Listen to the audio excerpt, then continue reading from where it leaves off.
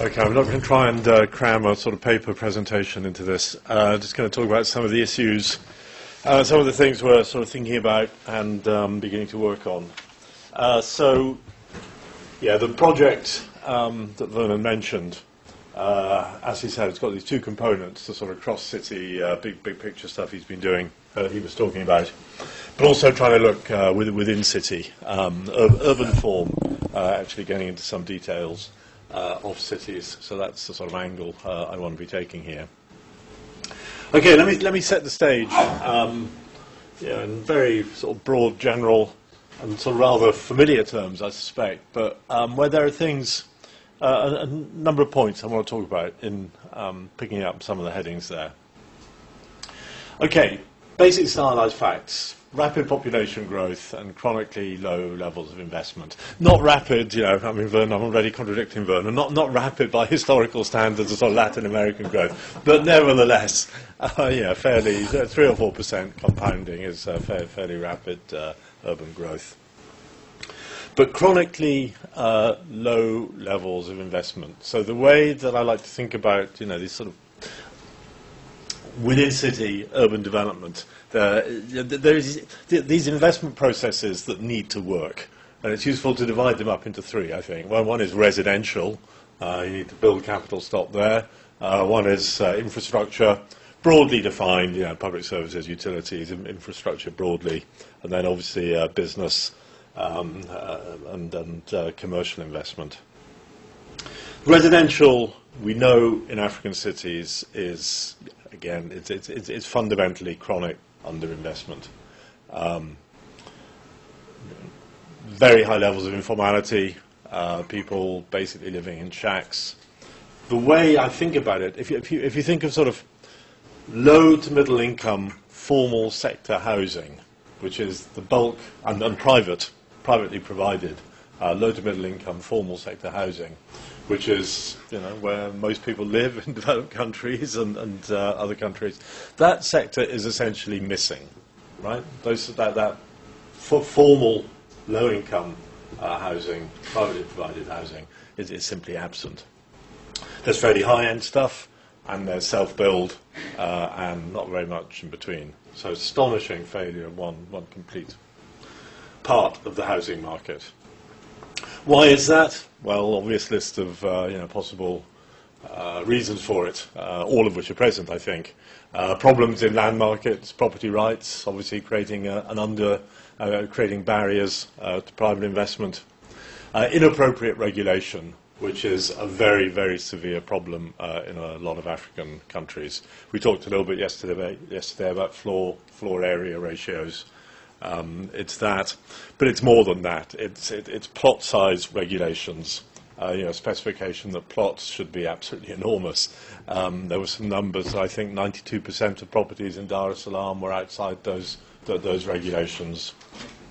And of course, that really matters, because if you go outside regulations in one dimension, it puts you outside the law in other dimensions. So it really matters. Really has an impact.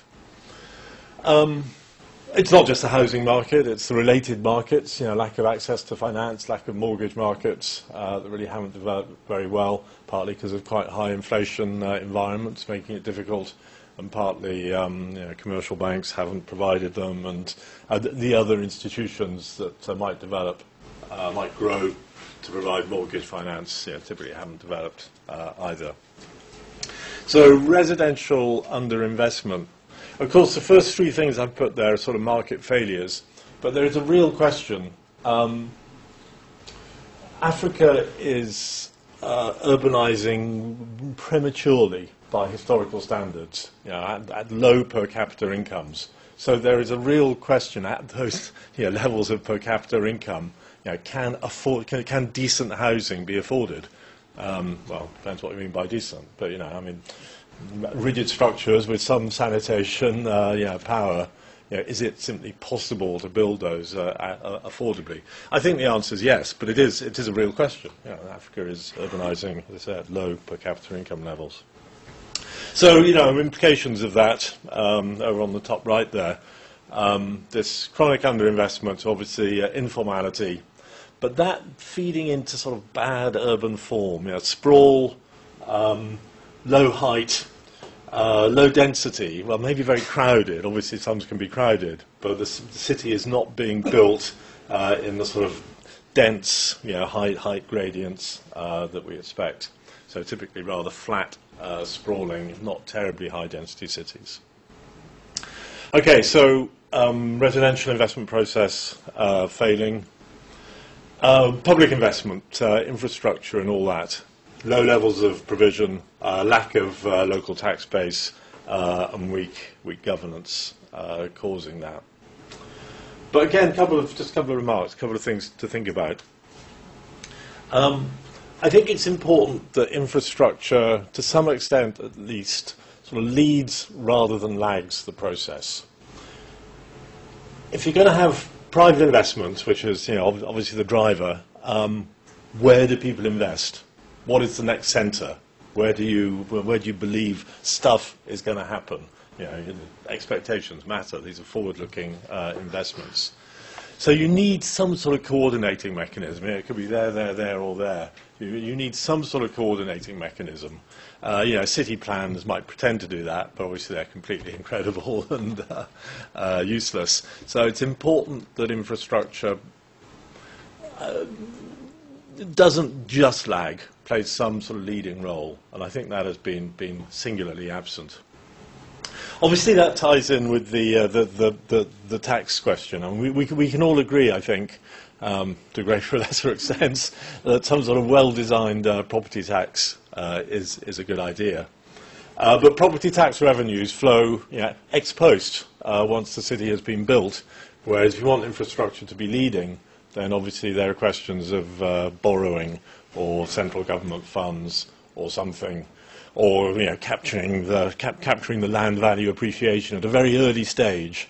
The idea that some nascent city can borrow on private markets against the collateral of future tax revenue on this area that hasn't yet been developed is pretty fanciful. So some real issues on the financing side there. Business and commercial investment. I think the point here is a point Vernon has already made. We know from casual empiricism, the work of Jeb Webb, Goldin and others, that Africa is urbanizing without industrialization or without structural transformation more generally. So massive levels of informality. And to me, when Ed posed that question in the last session about what's the key thing, it's jobs, right? In my mind, that would always be my answer. So really urbanizing just without that job creation. With all sorts of political ramifications, obviously, as well as ramifications just for well-being. So, business and commercial investment impeded by a whole set of macro issues to do with the country, the business environment. But also important interactions here, I think, that I want to come back to if there's time. Cities are high cost, right? Cities are always high cost places, right? But if your urban form is screwed up, if you're sprawling, if you haven't got the infrastructure and all that, you're particularly high cost, right? So cities are being constructed in a way that makes them unattractive for business investment. I think is a point that's important. So, as I say at the bottom, these elements are interacting, right? Bad urban form is not conducive to attracting, internationally mobile, footloose industry. So, vicious circles of one sort or another going on. Okay, so this project, Vern's talked about it a little bit. The urban form part.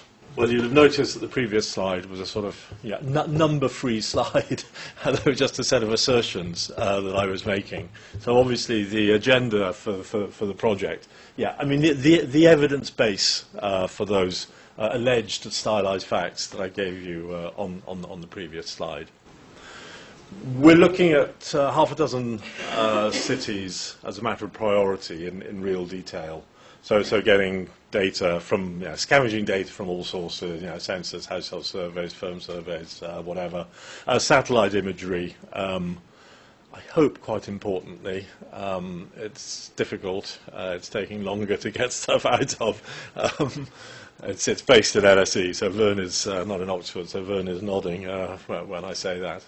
But really trying to build up good pictures of how cities have evolved, the residential side, the infrastructure side, and the firm side, the employment side, over recent decades. The priority cities are, for those interested, if I get them, Dar es Salaam, Nairobi, Kampala, Kigali, Accra, and Addis. Thank you. Yeah, so 6, and then we hope to go a lot wider, but there's time pressure to get stuff out. So building the evidence base for the stylized facts, I think that's really important. But then obviously going beyond that to more or less causal things. What are the effects of changes in transport, land tenure, labour market? Simon Franklin gave a paper yesterday. So really using the data to draw stuff out on the effects of policy and other changes on shaping city shape, city form. One thing that I think is very important as we do this is really to see the city as a whole, as an integrated equilibrium thing. I do think a problem with policy has been that it's been sort of addressing symptoms, a bit of sort of slum stuff there, something else there. The city really is an equilibrium system, so seeing the city as a whole, I think, is extremely important. I think we've probably got enough data for Kampala now, more or less, to be able to do the sort of calibrated model that Steve Redding was talking about yesterday afternoon. Kampala's really got quite good census, firm level data. We've got height data now for buildings as well, so we can really think about how the city is constructed. So I hope I hope there's a summer project there on Kampala. Also, when I think about these things, I do like to have a simple model in my head. We might want a big calibrated model to do experiments in. But I do like to have a sort of simple mental framework in my head. So for me, part of this is about taking, part of the research agenda, taking the standard monocentric model that we all have in our heads and thinking about how should we be modifying that just as a sort of thought tool to think about African cities rather than developed country cities. So I want to spend 5 minutes or so just sketching the simplest sort of framework model that I have in my mind as the thought tool to help me with this. Okay, so if we want a really simple model for African cities, what do we have to add to the basic monocentric textbook urban model? Now, I can make a fantastically long list here, of course, all the things we need to add. But let me just put sort of 2 things there and then think them through a bit. First one, it had better be dynamic, right? Cities are growing. This is about constructing, building, growing cities, right? So that really matters. So it's got to be about those investment and construction processes I was talking about a moment ago. It has to capture formality and informality in structures on the building side. And when you think about that for a moment, I guess, one part of the distinction between those is, okay, maybe the informal sector doesn't actually sink much capital, right? You can't build it tall, but you can sort of dismantle it and rebuild and build it and things. Whereas the formal sector, you can build tall, but of course to do that you sink capital, so expectations really, really matter. How do you think this neighbourhood of this city is going to develop? Expectations are crucial. So you'd like to have some sort of notion of that in the model. It's immediately beginning to head out of the simple if I'm doing a sort of thinking dynamics with expectations. But I'll try and give you a little example, time permitting, in a moment. Second, obviously jobs, absolutely essential. What are people doing in cities? We've had create, move labour and jobs will come story a bit. Yeah, maybe, but I'm sceptical. We really need to think, what people do. So we need a distinction, which I think, in my mind, is best couched in terms of internationally tradable activities. In other words, activities that are potentially footloose. I shouldn't have put internationally there. Sorry, that's my background. I mean tradable, right? Footloose on whatever geographic scale we're talking about. Maybe international, so garments or whatever. But anyway, there are those activities which you might sort of identify with formal, but obviously loose identification. And there's the non-traded stuff. Okay, so yeah, maybe informal, maybe artisanal even. Just providing stuff for the local market. Some of it formal, sort of beer and cement and things. But that distinction, I think, is really important.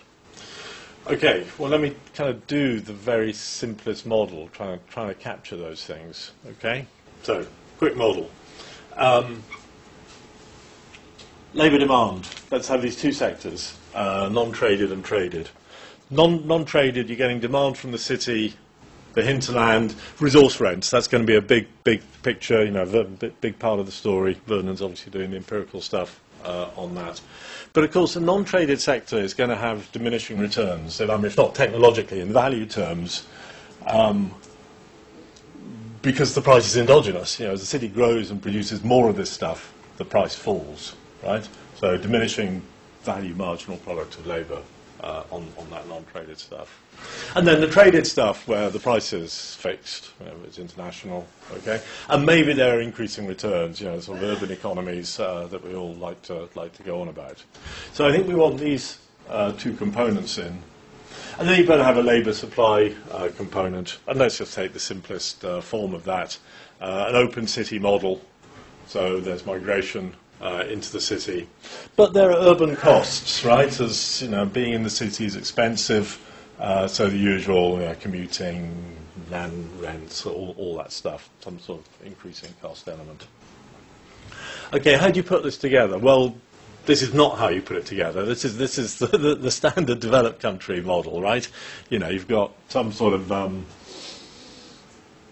urban wage curve. That's the labour demand, right? So bigger cities can pay more because of increasing returns, whatever. Yeah, and you've got some sort of urban cost curve. That's the labour supply, right? So the wage you have to pay to attract workers in. So that's the wage you have to pay to attract workers in. This is the wage you can afford to pay given your technology. The standard stuff. Okay, yeah, no problem. How do you modify that? Okay, this looks a bit ugly, but let me try and talk it through. Labour demand thing, right? Okay, so that's the dashed line, right? These bold things. Right? That's putting together the two elements, the non-traded stuff, right, where I said the value marginal product of labour was diminishing, right? So population here, bigger the city, prices are falling. So this is a kind of diminishing return city. You've got these resource rents, you're spending whatever, but as the city gets bigger, there are more and more people on the streets producing non-tradable goods, right, and the returns are going down, right? But you've also got the tradable stuff. Potentially, where put a nice bit of increasing returns in there, right? It looks as if I've stitched them together in a completely ad hoc way. It's okay, it's right. I'm not going to say more than that.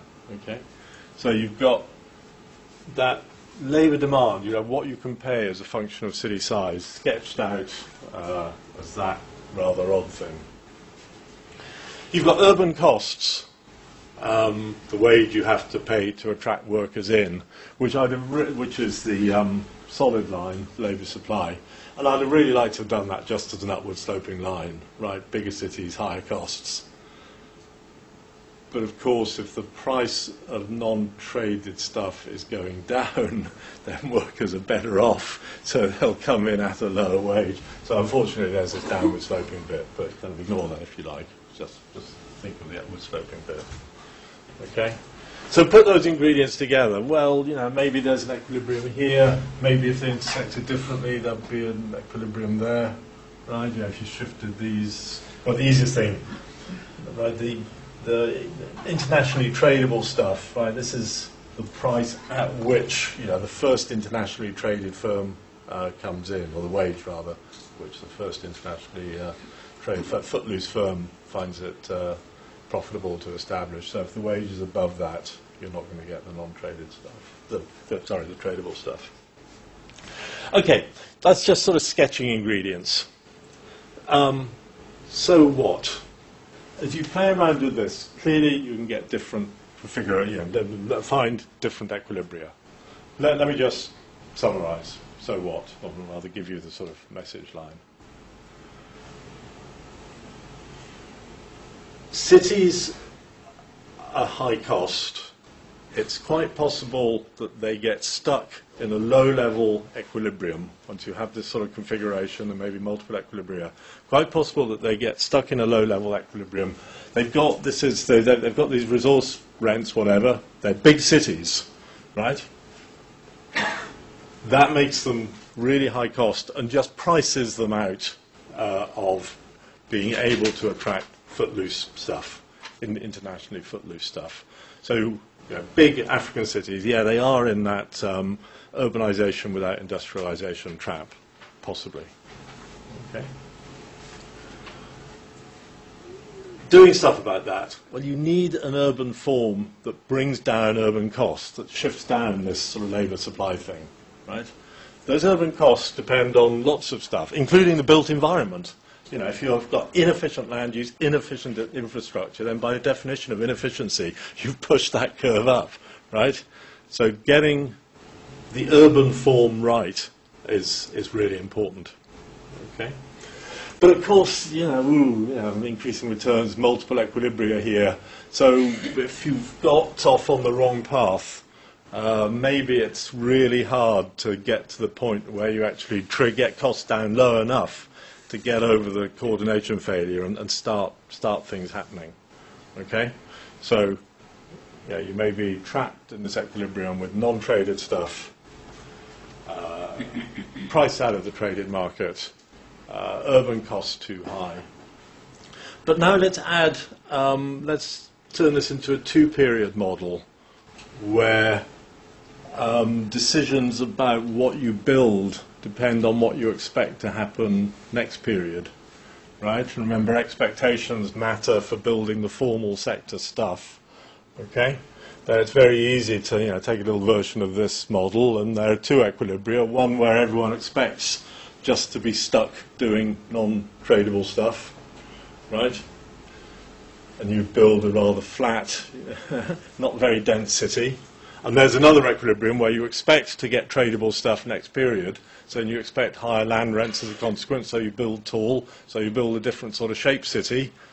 And then it's an equilibrium where you do get the tradable stuff next period. So it's sort of two rational expectations equilibria. That's rather a little bit that's the sort of thing that we were touching on yesterday with that Boston fire study, the idea that really sort of demolishing the city and starting again, right, would enable a sort of better urban form to come up after you've got rid of all those sort of sunk structures. So those ingredients can be put together into a little structure like that, which, as you can see, I've been thinking about. Final slide. This is actually I think the first slide in some sort of policy talk I gave in Dar, a couple of months ago. So I know academics hate things with lots of arrows going between boxes, and so do I. But it was really trying to sort of get over this idea of, virtuous circle, vicious circle. I couldn't bear to leave the tale of two cities, the ultimate sort of cliche at the top. But it was there for the previous audience. Okay, but I took it out here.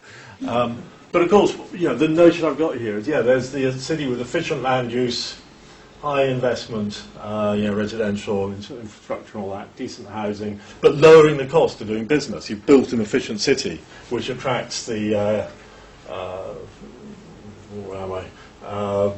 the non-tradable stuff and the tradable stuff, okay, because you actually brought down city costs, made the city efficient, which gives you, high productivity, job creation, which gives you a tax base, which enables you to do this in the public sector, and also just the private income to build the houses, and the other, okay? So feedback processes, cumulative causation, I've tried to talk about them, with a little model sort of capturing this end of it, those previous complicated diagrams. The public finance stuff is really important. I don't know what, we have a session on it this afternoon. So the sort of feedbacks, positive feedbacks up in this corner as well, really important. Anyway, that's just some of the issues and the way I'm sort of thinking about them, but with a lot of empirical work going on around them in this project. Let me stop there.